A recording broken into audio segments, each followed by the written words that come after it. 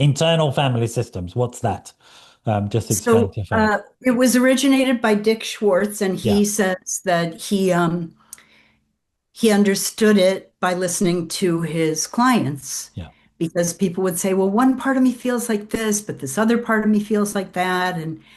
And so he was like, wow, they're all talking about parts. yeah, And eventually he came to understand that we all have inside of us what in Hinduism is also the biggest self. It's the center of divinity.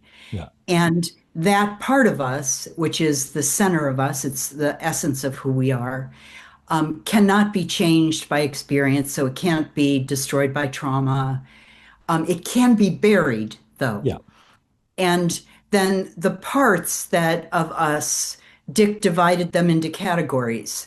So there are protectors, and those are the parts of us that are trying to protect us from hurt. yeah, And under protectors, there's managers who are proactive, and firefighters who are like, this is bad, got to make it go away. And yeah, that's usually like, I'm going to drink, I'm going to work, I'm going to do something. yeah, And then exiles who carry the pain. And just so these varied kind of categories of parts. And and the idea is that you listen to parts and you work with parts and you sure. keep bringing them back to the biggest self, to that center of light, which is the thing that can really heal you. Yeah, The radical change, besides having a spiritual component to psychotherapy, is that it's totally client centered. It's not the therapist who's going to heal you, yeah.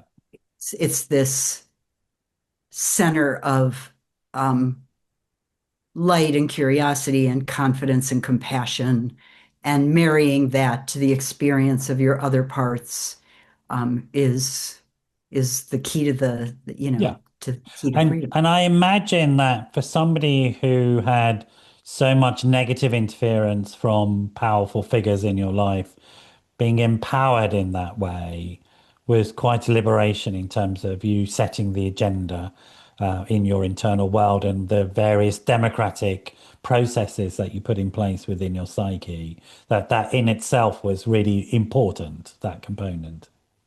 Yeah, I found that before IFS. I mean, I have Right. done some IFS therapy, but the IFS was late in the game for me. Okay. I had already figured out almost all of it by the time I found Dick Schwartz. Really, right. Yeah, yeah, I And was. so was that more like, okay, the world has caught up with me? It's like, hang on. Yeah, well, I did because like I said in the 90s, treatment where I lived was not very advanced. Sure. I attended therapist conferences, I read all the articles and all the literature, and I did that for a while, and then I was like, you know what, I think I'm just going to listen to my intuition. Okay, And cool. and Cool. then I started doing yoga and I started doing meditation and I Yeah. started doing like movement and theater, and then like 7 years after I was well into that, Bessel van der Kolk was like, you should do yoga, you should do theater. I Yeah. was like, yeah, I'm ahead of you. Yeah. Yeah. No.